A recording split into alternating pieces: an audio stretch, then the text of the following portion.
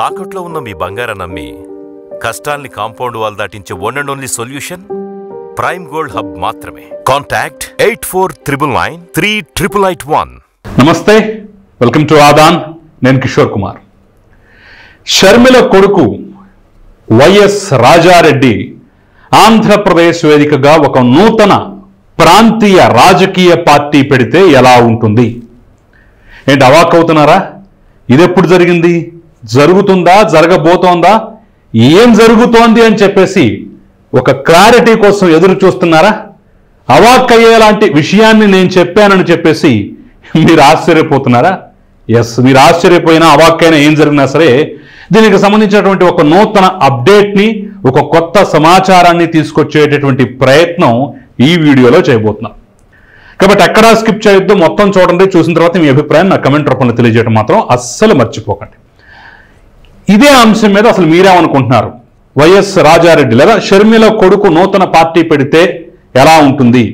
Option A, ఖచ్చితంగా success అవుతాడు. Option B, ఖచ్చితంగా ఫెయిల్ అవుతాడు. ఆప్షన్ సి, ఇప్పుడప్పుడే ఏమీ చెప్పలేం. ఈ మూడిట్లో సక్సెస్ అవుతాడా, ఫెయిల్ అవుతాడా, ఇప్పుడేం చెప్పలేరా? ఈ మూడిట్లో మీ అభిప్రాయం ఏదైనా సరే నాకు కొండ బద్దలు కొట్టినట్టుగా కమెంట్ రూపంలో తెలియజేసేటువంటి ప్రయత్నం చేయండి. మర్చిపోకండి, తప్పకుండా మీ అభిప్రాయాన్ని కమెంట్ చేయండి. అసలు పాయింట్కి వచ్చేస్తాను. షర్మిల తనయుడు రాజారెడ్డి మీ అందరికీ తెలుసు. సరే, ఈరోజు ఆవిడ సగర్వంగా నా కుమారుడు వైఎస్ రాజారెడ్డి అవసరమైనప్పుడు రాజకీయాల్లోకి వస్తాడు, సమయం వచ్చినప్పుడు రాజకీయాల్లోకి వస్తాడని చెప్పేసి ఆవిడ తాజాగా ప్రకటించింది.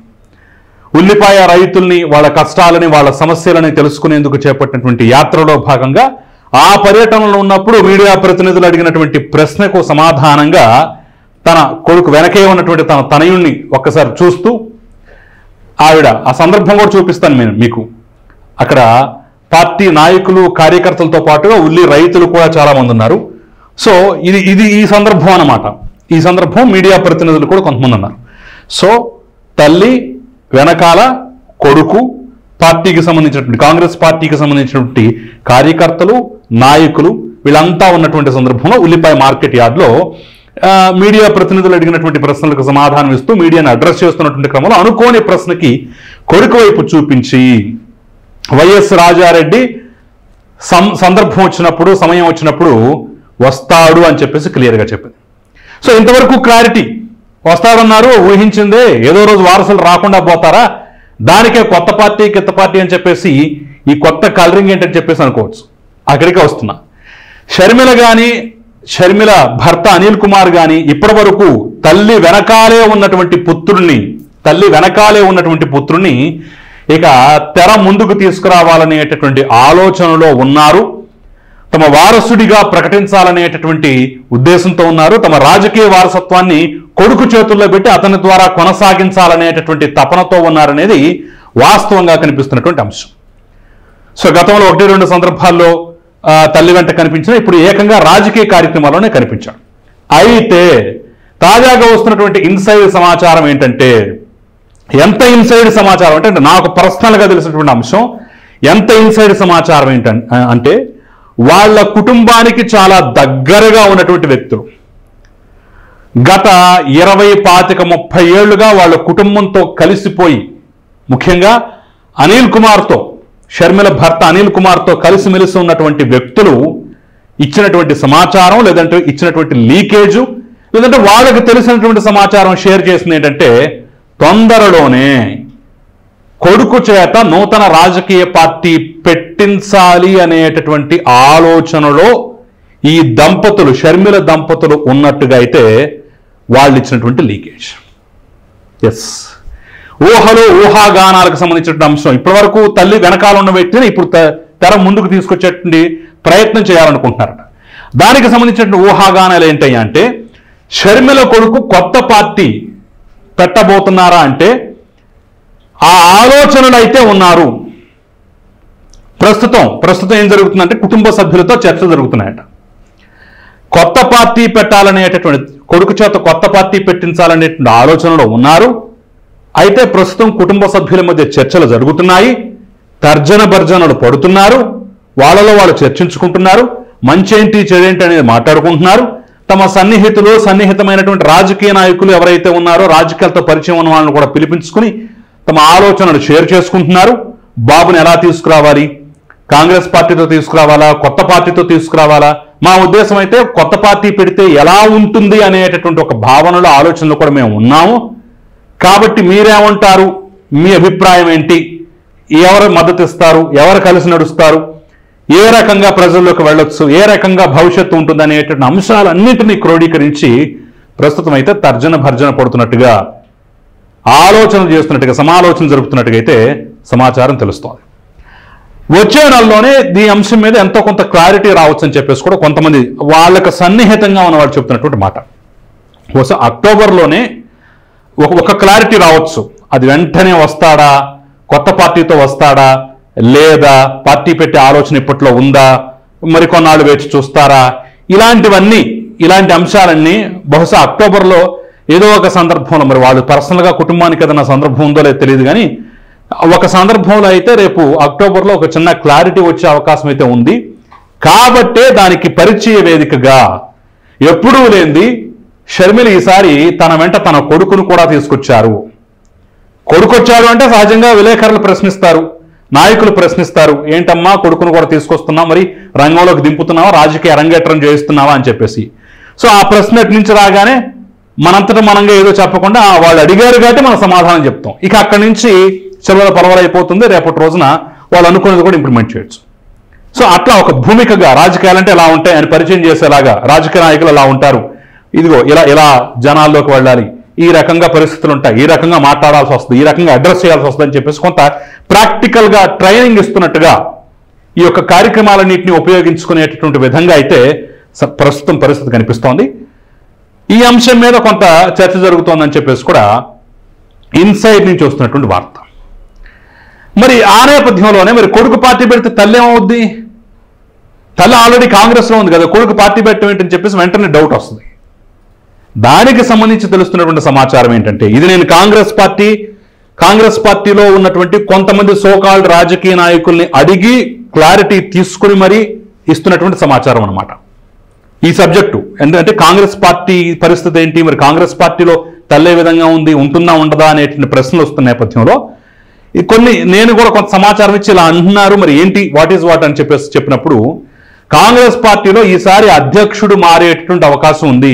షర్మిల ప్రస్తుతం అధ్యక్షురాలుగా ఉంది, ఆవిడ్ని తీసి వేరే వాళ్ళని పెట్టేటటువంటి ఆలోచనలో కేంద్ర నాయకత్వం ఉందని, ఈసారి ఎస్సీ ఒక దళిత సామాజిక వర్గానికి చెందినటువంటి వ్యక్తికి ఈసారి అధ్యక్ష పదవి కట్టబెట్టేటటువంటి ఆస్కారం ఎక్కువగా ఉందని, దాని మీద కొంతమంది సోకాల్డ్ ఇప్పటికీ ఉన్నటువంటి సీనియర్ నాయకులు ఎవరైతే ఉన్నారో షర్మిలతో పొసకని వారు కానివ్వండి, లేదంటే కాంగ్రెస్ పార్టీ పరిస్థితి ఇంకా అలాగే ఉంది షర్మిల వచ్చినా కానీ చెప్పేసి అని ఫీల్ అవుతున్న వాళ్ళు కానివ్వండి, అధిష్టానానికి మొయ్యాల్సినంత మోసేశారు.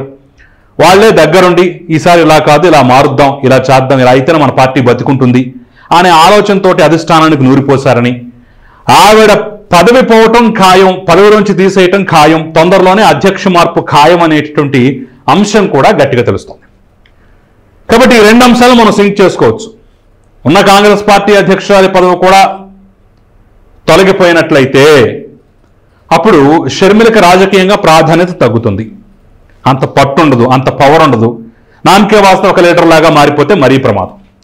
కాబట్టి రాజకీయంగా తన ప్రాధాన్యత తగ్గిపోయే అవకాశం ఉంది. కాంగ్రెస్ పార్టీలో చెప్పలేం, ఇది జాతీయ పార్టీ, మన చేతుల్లో ఏమీ ఉండదు అనేటటువంటి సత్యం తెలుసుకున్న నేపథ్యంలోనే ఇక ఇలా వర్కౌట్ అవ్వదు. కాబట్టి కొడుకుని ఉపయోగించుకుందాం, మేనమామకు ధీటుగా కొడుకుని రంగంలోకి దింపుదాం, అప్పుడు పూర్తి స్థాయిలో కొడుకు ఎమర్జ్ అయ్యే అవకాశం ఉంటుంది, మన రాజకీయ ఆకాంక్షలు అభిలాషలు నెరవేరేటటువంటి ఛాన్స్ ఉంటుంది అనేటటువంటి ఉద్దేశంతో కొడుకు చేత పార్టీ పెట్టించాలనేటటువంటి ఒక ఆలోచన, సమాలోచనలు కుటుంబ సభ్యులతో కలిసి కూర్చొని చర్చించి జరుపుతున్నట్టుగా, మంతనాలు జరుపుతున్నట్టుగా, దానికి ట్రైనింగ్ లాగానే ఇప్పుడు కొడుకును ఒక మీటింగ్కి తీసుకొచ్చినట్లుగా అయితే కొన్ని ఊహాగానాలు, కొన్ని అంశాలు అయితే గుప్పమంటున్నాయి.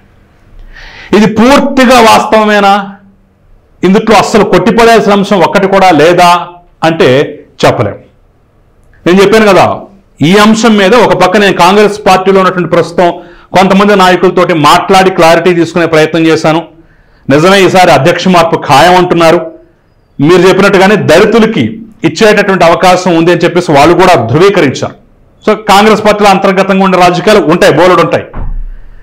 ఆ అంశం ఒక పక్క, షర్మిలకి అనిల్ కుమార్కి దగ్గరగా సన్నిహితంగా ఉన్నటువంటి వ్యక్తులు, సోకాల్ ఆ కుటుంబానికి దగ్గరగా గత 25-30 ఏళ్ళ నుంచి వాళ్ళతో కలిసిమెలిసి ఉన్నటువంటి వ్యక్తులు చెప్పినటువంటి సమాచారం, ఈ రెండింటిని క్రోడీకరించి నేను ఈ వీడియో చేయడం అయితే జరిగింది. ఇదే జరిగినట్లయితే ఖచ్చితంగా రాజకీయాల్లో ఎంతో కొంత మార్పులైతే ఖాయం. గంపగుత్తగా ఉన్నటువంటి క్రిస్టియన్ ఓటు బ్యాంక్ ఈసారి ఒకవేళ అదే జరిగితే, కొడుకుని రంగంలోకి దించి ముందు పెడితే, ఎలక్షన్ ముందు పెడితే ఎంతో కొంత జగన్మోహన్ రెడ్డి స్థాయిలో కాకపోయినా సరే, ఇప్పటికిప్పుడంటే జగన్మోహన్ రెడ్డి స్థాయిలో సాధ్యం కాకపోవచ్చు, కానీ వాళ్ళకున్నటువంటి క్రిస్టియన్ నేపథ్యం ఇవన్నీ చూసుకుంటే క్రిస్టియన్ ఓటు బ్యాంకుకు ఎంతో కొంత గండిపడే ఛాన్స్ అయితే కనిపిస్తోంది. ఇక మిగిలిన వర్గాల్లోకి ఏ రకంగా పెడతారు, ఏ రకంగా ఎమర్జ్ అవుతారు అనేది కాలమే నిర్ణయించారు. ప్రస్తుతానికి అవన్నీ ఊహాగానాలు మాత్రమే. సో జగన్మోహన్ రెడ్డిని ఎదుర్కోవడానికి షర్మిల శక్తి చాలదు. షర్మిల కొడుకుని రంగంలోకి దింపి ఢీ అంటే ఢీ అనేలాగా ఉండాలి అనేటటువంటి ఆలోచన కూడా దీని వెనక ఉందేమో చెప్పలేం. ఒకవేళ అదే జరిగినట్లయితే, ఒకవేళ ఆ దిశగానే ఒకప్పుడు అన్న వదిలిన బాణం ఇప్పుడు అన్నకే గురిపెట్టినటువంటి బాణంగా ఉన్నటువంటి షర్మిల ఆ ఆలోచనతోనే ఉన్నట్లయితే దానికి ఎంతో కొంత పరోక్షంగా కూటమిలో ఉన్నటువంటి పార్టీలు కూడా సహకరించే అవకాశం ఉంది. వాళ్ళలో వాళ్ళు కొట్టుకొని వాళ్ళ ఓటు బ్యాంకులో చీలిపోయి అది మనకు లబ్ధి చేకూరుస్తుంది అనుకుంటే ఖచ్చితంగా ఎవరైనా పరోక్షంగా సహకారం అందిస్తారు. ఎందుకంటే ఇది రాజకీయం, ఇది సేవా సంస్థలు కాదు, సేవా సదనాలు అంతకన్నా కావు. కాబట్టి కొత్త కొత్త రాజకీయ అంశాలు, కొత్త కొత్త రాజకీయ మలుపులు, టర్న్లు, ట్విస్టులు ఇప్పటి వరకు మనం చాలా చూసాం, భవిష్యత్తులో కూడా చూసే అవకాశం అయితే ఉంటుంది. మరి ఇది వాస్తవం అవుతుందా? నిజంగానే ఆ సాహసం చేస్తారా? కాంగ్రెస్ పార్టీని కాదని బయటకు వస్తారా? కొడుకు చేత పార్టీ పెట్టిస్తారు. ఎందుకంటే ఆల్రెడీ తెలంగాణ అనుభవం ఉంది, అక్కడ కొత్త ఒక పార్టీ పెట్టి మూసేసినటువంటి అనుభవం ఉంది. కాబట్టి మరొక్కసారి అలాంటి సాహసం చేస్తారా? చేసి ముందుకు వెళ్ళే అవకాశం ఉందా? అసలు ఈ వార్త ఎంతవరకు నిజమవుతుంది లేదు అనేది అయితే తెలియాలంటే ఖచ్చితంగా మనం కొంతకాలం అయితే ఎదురు చూడక తప్పదు. ప్రస్తుతానికైతే ఇది కేవలం ఊహాగానం మాత్రమే. ఇది భవిష్యత్తులో నిజం అవ్వచ్చు, అవ్వకపోనవచ్చు. చూద్దాం ఏం జరగబోతుందో.